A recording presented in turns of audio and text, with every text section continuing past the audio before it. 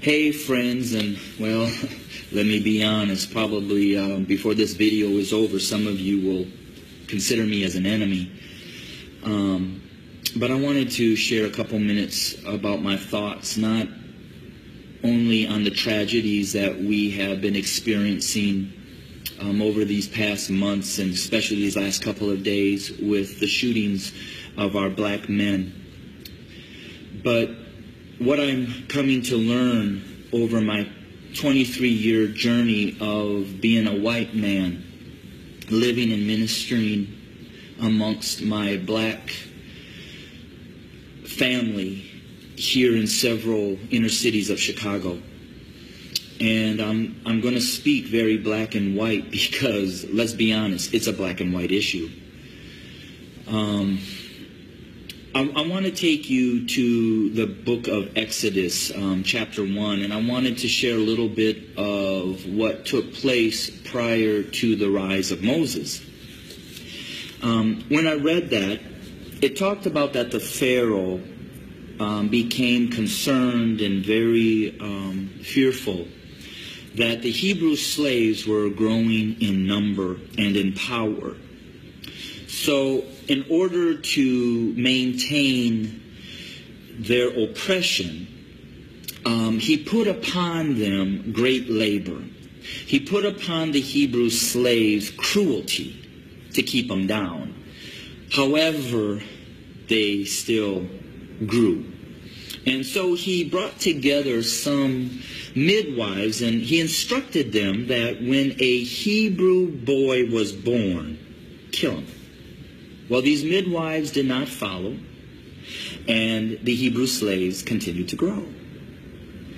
Eventually, the Pharaoh became so hatred towards those Hebrew slaves that he made a decree. He put out an order that male baby boy Hebrew slaves were to be killed by casting them into the Nile River. Let's look at America. We brought blacks into this country as slaves. We never intended them to be anything other than a slave. But they began to grow in number and in power, and eventually they fought their way to some freedom. So we became even more cruel, and to keep our black Americans down, we lynched. But yet they rose.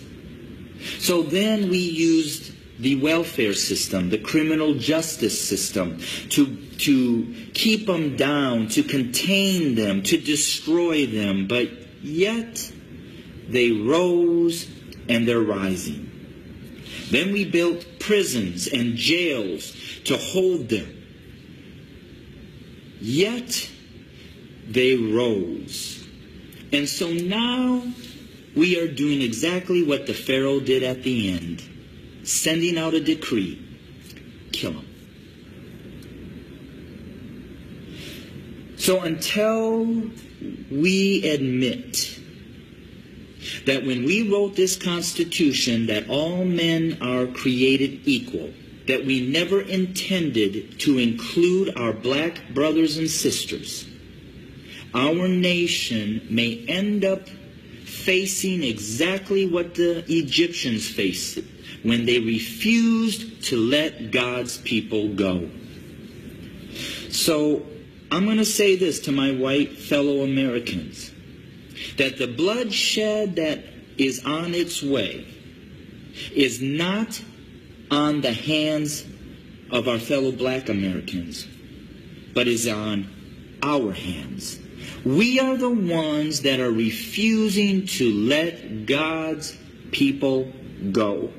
We are the ones that are refusing to acknowledge that we do not value our black brothers and sisters as equal individuals or equal Americans as us white men.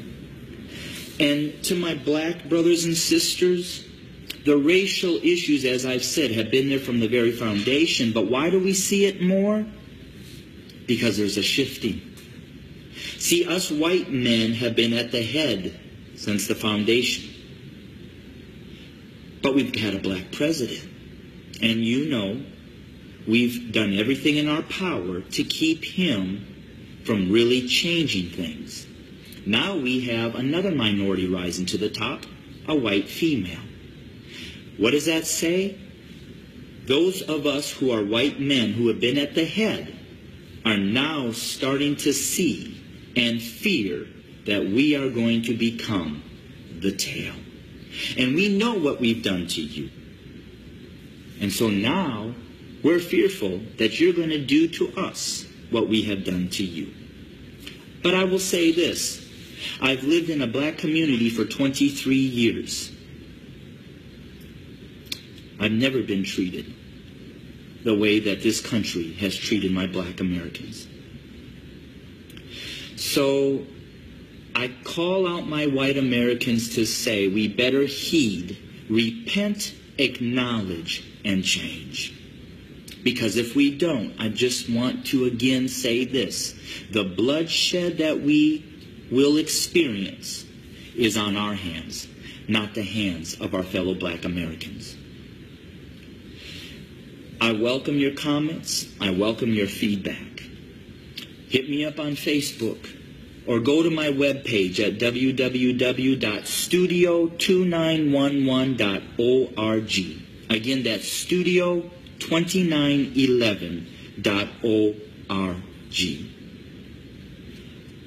I don't necessarily know the answer, except for us white Americans need to repent, acknowledge the lies that we have taught, acknowledge our value system of equality. It is not here, and it does not include our black brothers and sisters.